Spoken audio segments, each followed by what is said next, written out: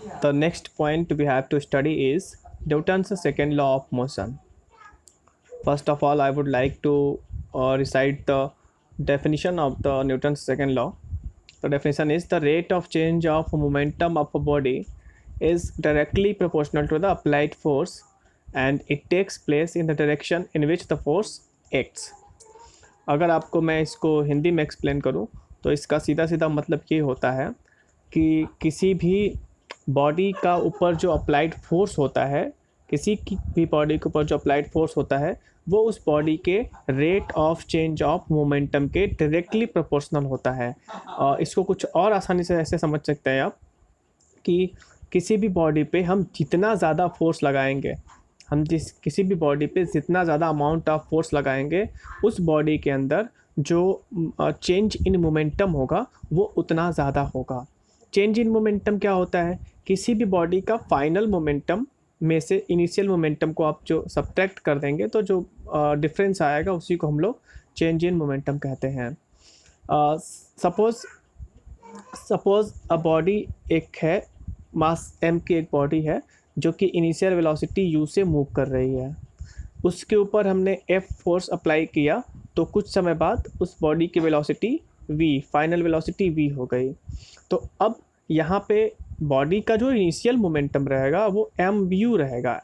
Body का initial momentum जो रहेगा mu रहेगा। मोमेंटम इक्वल्स होता है मास इनटू वेलोसिटी, तो मास m है और इनिशियल वेलोसिटी u है, और जो फाइनल मोमेंटम हो जाएगा वो हो जाएगा एम वी, क्योंकि फाइनल वेलोसिटी आपकी यहाँ पे v है। तो यहाँ पे जो चेंज इन मोमेंटम होता है, चेंज इन मोमेंटम क्या होता है कि final momentum minus initial momentum, जैसा कि आप यहाँ पे देख सकते हैं, this is final momentum and this is initial momentum. तो ये फाइनल मोमेंटम है और ये इनिशियल मोमेंटम है। अगर आप इस फाइनल मोमेंटम और इनिशियल मोमेंटम को, जो डिफरेंस है चेंज इन मोमेंटम का, इसको टाइम से डिवाइड कर देंगे तो यही टर्म कहलाता है आपका rate of change of momentum. तो जैसा कि आप देख सकते हैं डेफिनेशन के according, F is directly proportional to mv minus mu upon t, means force is directly proportional to rate of force is directly proportional to rate of change of momentum.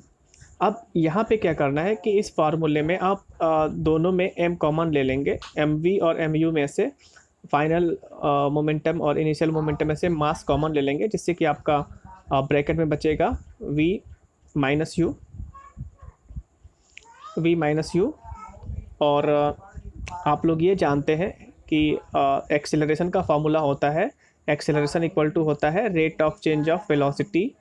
Rate of change of velocity means final velocity minus initial velocity upon time, this is known as acceleration. तो v minus u upon t जो पूरा term है ये आपका replace हो जाएगा a से है।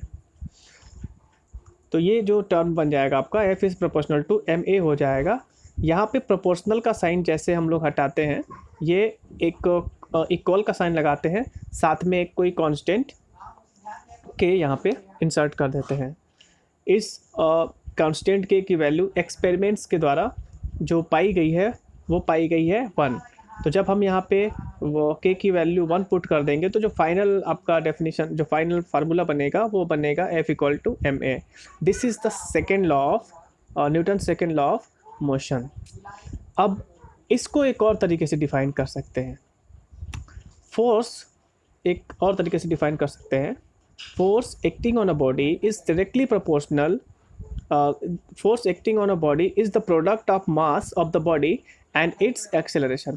एक डेफिनेशन हमने आपको ये बताई, ये एक डेफिनेशन आपको हमने ये बताई, this is the first definition of second law of motion, Newton's second law of motion, and this one is the second definition of Newton's second law of motion, and both are valid, both are correct, you can use any one of them.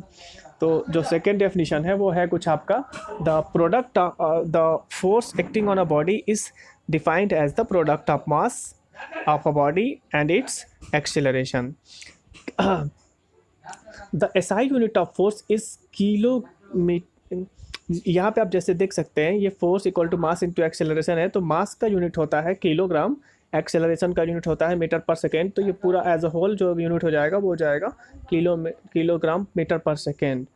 Kilogram metre पर second को हम लोग Newton के नाम से भी जानते हैं। न्यूटन जो साइंटिस्ट थे उनके सम्मान में जो है इसका यूनिट न्यूटन दिया गया है, और इसको जो है जनरली कैपिटल एन सिंबल से डिनोट किया जाता है।